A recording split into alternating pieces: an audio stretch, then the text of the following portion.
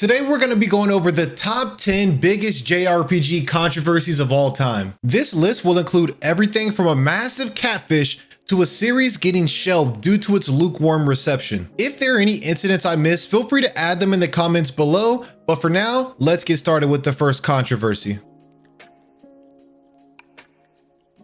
Breath of Fire used to be one of Capcom's most prolific franchises, but all of that ended abruptly with the release of Breath of Fire 5 Dragon Quarter. In 2002, the launch of Dragon Quarter was very polarizing for multiple reasons. Many felt that the combat in Dragon Quarter was sluggish, and the mechanics were so much different compared to the Breath of Fire series, which had already had a proven formula that was shown to be successful. The art style also was much different than the previous installments, which some enjoyed but most hated. A core of the Breath of the Fire series was doing dragon-like things and being able to transform, but in Dragon Quarter, using your dragon form came with punishments that felt like you weren't kind of incentivized to use it, which had been such a core mechanic for all of the other installments. In addition to that, they introduced a more roguelike gameplay style where it anticipated you dying repeatedly. Now you have to think, this is in 2002, where dying was made to be more of a punishment as opposed to how things are today, where it's viewed as like a gameplay element for some of the roguelike games or the Souls-like games,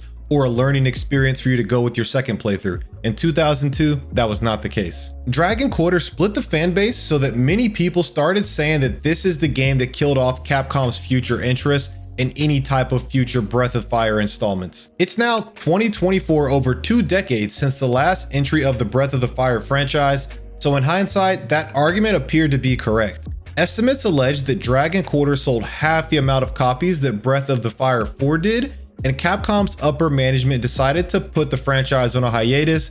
And I mean, if you let them tell it, they're gonna say that they claim that due to the RPG market being more competitive, that's why they shelved it, but many believe it was due to the low sales of Dragon Quarter.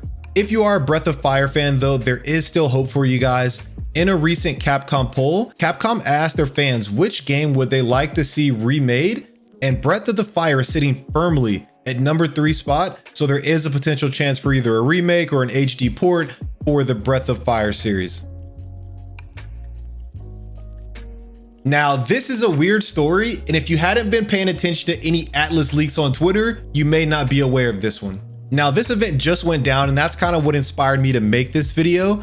But now let me explain the situation for you guys, because you guys just follow me. Many YouTubers would reference leaks for upcoming JRPGs from a Twitter user named Midori. Midori had built up a huge reputation for herself, having inside information and successfully predicting, or I guess leaking, several Atlus and Sega games before their official reveal, like Persona 3 Reload and Persona 5 Tactics. Midori's reputation grew so big that many of us just took everything Midori said regarding certain titles as reliable leaks. This was accompanied by her personality, which appeared to be a Japanese schoolgirl, like kind of trying her best to speak English, but it was broken English, but it made her even more likable to a lot of members in the community.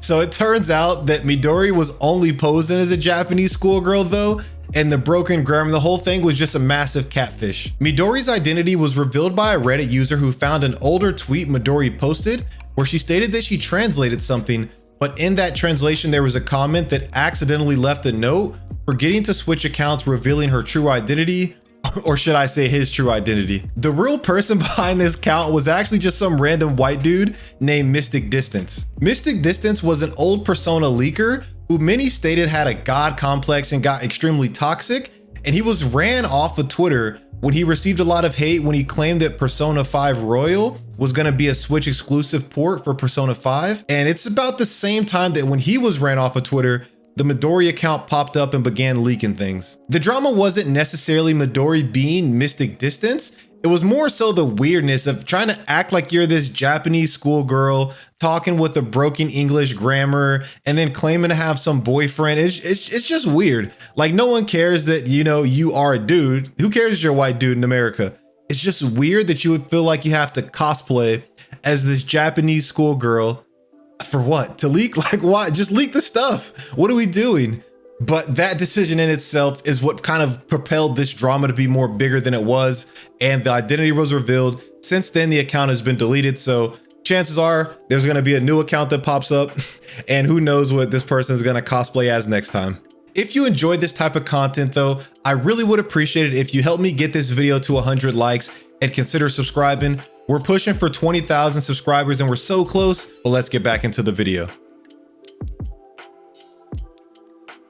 The drama surrounding Persona 4's Naoto and Kanji primarily revolves around gender identity and sexuality and how these issues were handled in Persona 4. Naoto is introduced as a male character, and it's later revealed that Naoto actually was biologically a female, but now is presented as a male and prefers to be treated as a male. The resolution of Naoto's arc has been controversial because it suggests that Naoto's desire to be a male is more about social acceptance and professional advancement rather than a deep-seated gender identity where we're exploring why you feel that you decided to be a male as opposed to what you were biologically born as. Some people felt that the game didn't fully address or respect the complexities of being a transgender or non-binary and simplified Naoto's experience to be just dressed up as a phase or some type of disguise. Now, when it comes to Kanji's storyline, Kanji deals with his confusion and fears about his sexual orientation. His dungeon, a male bathhouse, symbolizes his struggle with perceived homosexuality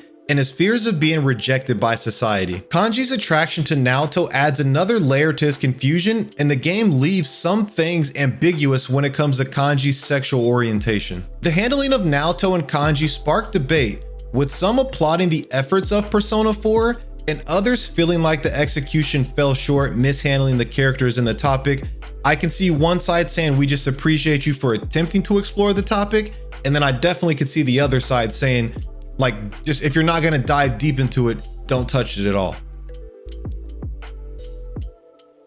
Final Fantasy Versus 13 was a game planned to be a spin-off within the same universe as Final Fantasy 13 that was revealed at E3 in 2006. The game was shown off with an amazing trailer that portrayed Noctis as a badass main character, featured in a more dark and mature storyline that we hadn't seen before in previous Final Fantasy games. Accompanied with that trailer, the game was announced to be an action JRPG directed by Tetsuya Nomura, the director of Kingdom Hearts, which generated a ton of hype at its announcement. Final Fantasy Versus 13, however, disappeared for several years after its initial announcement and had many fans convinced that the game was in development hell, or even worse, close to its cancellation. 7 years later at E3 2013, the game was officially rebranded and re-announced as Final Fantasy 15, and in 2014, it was announced that Tetsuya Nomura was no longer going to be heading that project. The rebranding showed significant changes in the game's direction, including a new staff, altered gameplay mechanics. Some of the story had been gutted, but there was still that core story and characters that did remain. Final Fantasy 15 was finally released in 2016.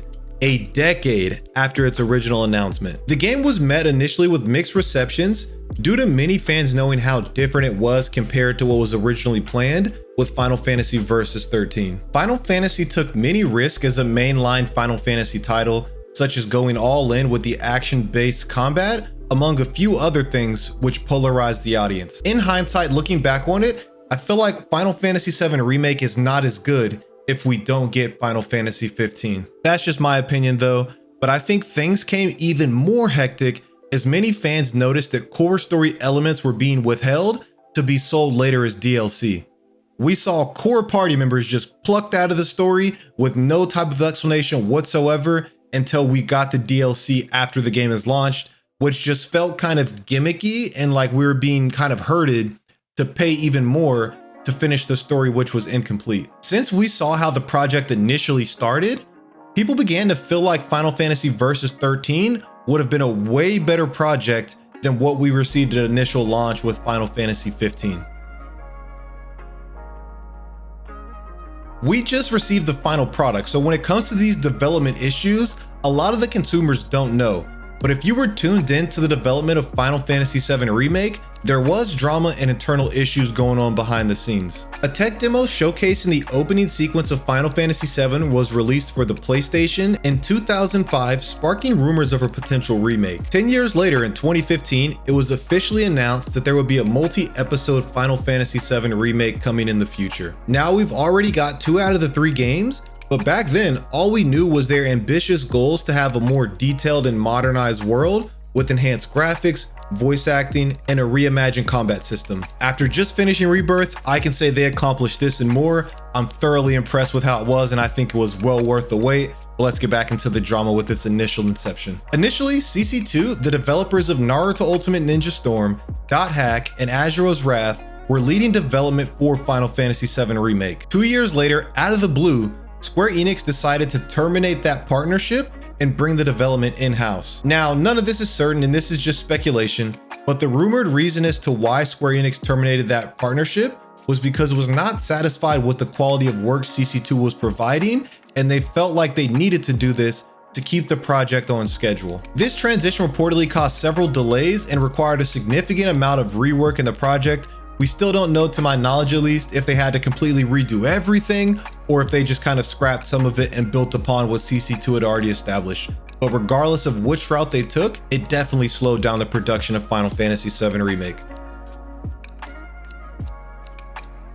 Oh man, the Kingdom Hearts 3 drama, this one hits close to home because growing up, this was my favorite JRPG ever, and I was in the thick of this, and so I'm gonna say we a lot in this segment. The drama behind Kingdom Hearts 3 stems from its prolonged development, high expectations, and the challenges of delivering a satisfying conclusion to several storylines in a detailed, kind of oddly complex story. There was that infamous Keyblade-filled cutscene in the credits of Kingdom Hearts 2 that just had all of us going crazy. I remember me and my friends beat the game and we sat just speculating and theory crafting about what this could be for hours, and then hours turned into months, months turned into years, and that year turned into a decade. The game wasn't officially announced until 2013, which is almost 10 years after the previous mainline entry. That's right, announced, not even released. It's hard to explain in retrospect, but those 8 years of waiting made many of us feel like the game was never coming. Initially, the game was being developed on Square Enix proprietary Luminous engine, but later it was switched to the Unreal Engine 4 in 2014.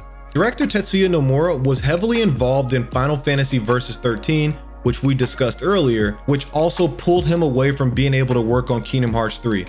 And so both of these in combination made it feel like Kingdom Hearts 3 had just been banished to development hell or just shelved for other ideas. During this 14-year gap though, Square Enix did keep feeding us with several side games that built upon an already complex story. The long wait increased expectations with fans anticipating a game that would not only resolve the intricate storylines, but also offer innovative gameplay. Kingdom Hearts 3 was released 14 years after Kingdom Hearts 2.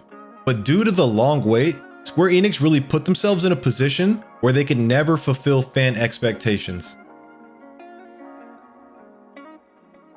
The controversy surrounding Tales of Zestiria happened when they decided to swap out a main character in the party mid-game. Early marketing materials and trailers for Tales of Zestiria featured Alicia, and she was shown alongside the main protagonist and was a key figure in the promotional art. I believe she was the second character in the main party revealed because at its launch, they revealed every party member one by one, and she was also present in story previews. Fans fell in love with her design and became invested, thinking that she was going to be a central character and the heroine in the Tales of Zestiria's story playthrough through the entire game based on those promos and trailers. So think of if 10 hours in to Final Fantasy VII, they decided to just replace Tifa.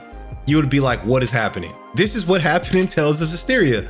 Around that 10-hour mark, Alicia abruptly leaves the party and is replaced later by a new character that is newly introduced named Rose. Alicia leaving was just so sudden and it didn't have any story or narrative justification to it, leaving many players feeling like the character arc was just unfinished and poorly handled, especially after they did all of the build-up and promo. In response to the backlash, Bandai Namco released a DLC called Alicia's Story, which provided closure to her character arc and gave players more content centered around Alicia, the character that they hyped up so much. While some fans appreciated this and the efforts that Bandai Namco put in to fix their wrong, for most fans, it had the exact opposite effect, and it made them even more upset because people started to feel like the game was missing a main portion by ripping her out of the game.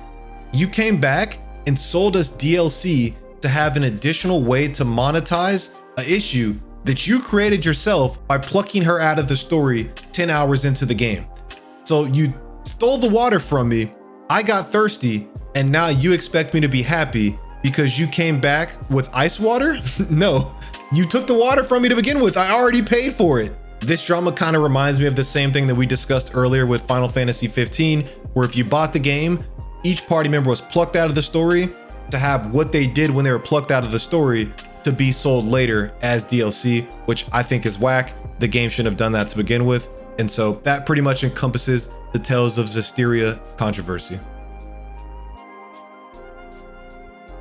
During the press tour for Final Fantasy 16, director Yoshida stated that in Japan, developers feel the word JRPG should stop being used and they prefer their games to just be labeled as RPGs. Yoshida felt that the term JRPG was only used by Western media and had a negative connotation and was used as a discriminatory term to pigeonhole their games. Yoshida went on to say that in the past, being labeled as a JRPG came with the stigma and the assumption that your game was going to be turn-based, anime-like, and always focused on a teenager saving the world. He stated that he understands that today the word JRPG has a more positive connotation to it, but at times it'll trigger Japanese developers because they remember those days where it was used as a slight to their work. Now I can 1000% see where Yoshida is coming from, because I agree that in the past the term JRPG was used to take a game and box it into a specific audience. I'm on the younger side, so most of my life has been when the term JRPG has been used as a term of endearment, but I will say that I myself am guilty of just flinging the term JRPG around loosely.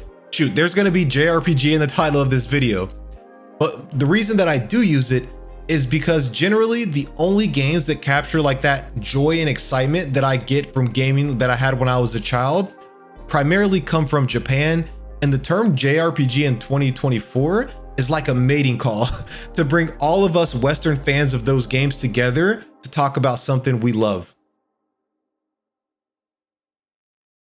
Stellar Blade is one of 2024's biggest action JRPGs, however, was not shy of any controversy. The design of protagonist Eve and other female characters sparked a debate over sexualization in video games. One side argued that the character's appearance was overly sexualized and focused solely on revealing outfits and exaggerated features that weren't realistic of what women looked like in real life. The other side retorted that who cares, it's a game, and Eve was built from a 3D scan of a Korean model.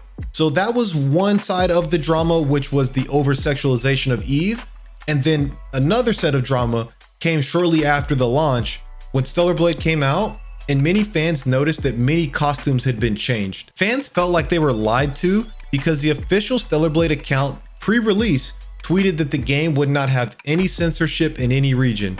This caused a change.org petition to go up that was created for Sony and Stellar Blade devs to return the game to its pre-patch state before release. The petition was made by an ex-Blizzard member, Mark Kern, which was signed by over 80,000 people. Shift Up responded to the censorship controversy by saying, "This is our final product." I'm not gonna lie, that's kind of a gangster, like just, hey, this is the product, get over it type of reply. But I also can see why people would be mad. If you promise no censorship, you kind of marketed the game on Eve's ass, for lack of a better way of putting it. You marketed the game on Eve's ass. So when the game comes out, I can 100% understand fans being mad if you cover Eve's ass up a little bit. Oh man, we're getting to the more horny side of the territory. I can see their take, man. You pay for tits and ass, you want to see tits and ass. When they cover it up, you're gonna fucking rage, you're gonna burn down a building, you're gonna start a petition, and we're all gonna get together and galvanize and get angry because we need to see that extra inch of tits and ass that you covered up. I'm not on this side. I actually don't care, but hey, you will be heard. Oh man, that got a little bit off the rails, but back to the actual script that I wrote down instead of me freestyling.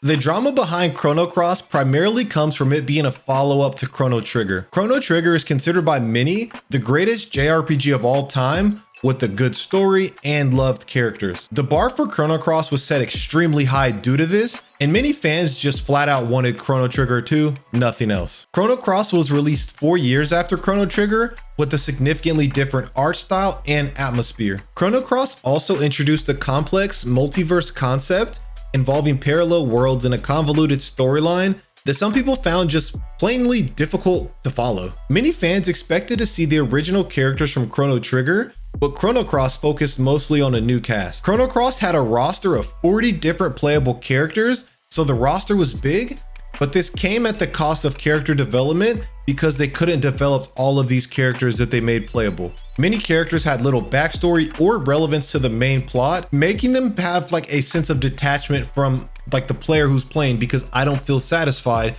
because I'm not learning about the deep history of you. It's just surface level, or you're barely gonna get any at all. The connection to Chrono Trigger was present, but it was just not as direct or satisfying as fans had hoped. Like I mentioned earlier, at this point, it was really Chrono Trigger 2 or everything else was gonna be a letdown. It seemed like the main game set the bar so high that Chrono Cross wasn't gonna really be able to deliver unless they did Chrono Trigger 2. That's it, nothing else. That's enough drama for today. You've got your fix, but I have a video right here going over the top 10 hardest JRPGs of all time. Thank you for your time, and I'll catch you on the next one.